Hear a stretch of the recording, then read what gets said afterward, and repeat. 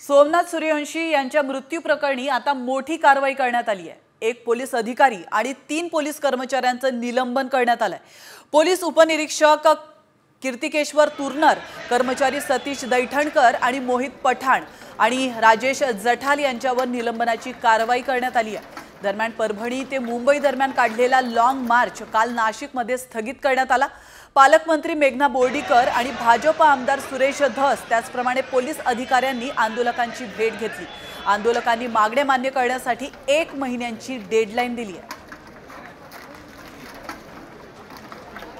सोमनाथ सूर्यवंशी यांच्या मृत्यू प्रकरणी आता मोठी कारवाई करण्यात आली आहे। एक पोलीस अधिकारी आणि 3 पोलीस कर्मचाऱ्यांचं निलंबन करण्यात आलंय।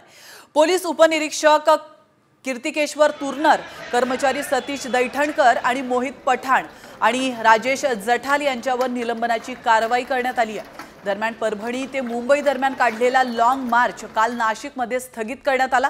पालकमंत्री मेघना बोर्डीकर आणि भाजप आमदार सुरेश धस त्याचप्रमाणे पोलीस अधिकाऱ्यांनी आंदोलकांची भेट घेतली। आंदोलकांनी मागण्या मान्य करण्यासाठी 1 महिन्याची डेडलाईन दिली आहे।